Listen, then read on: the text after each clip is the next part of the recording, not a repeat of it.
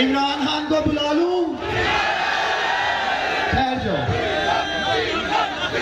लेकिन इमरान खान साहब को बुलाने से पहले मैं ये चाहता हूं, जो मैं नारा लगाऊंगा उसकी आवाज इस्लामाबाद में बैठी हुई हर ताकत के कानों तक जानी चाहिए।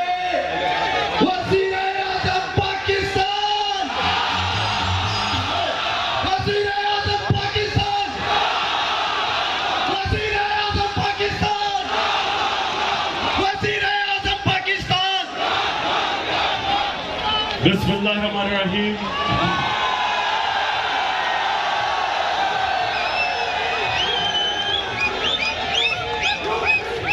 मेरे सियालकोट के कारकुनों,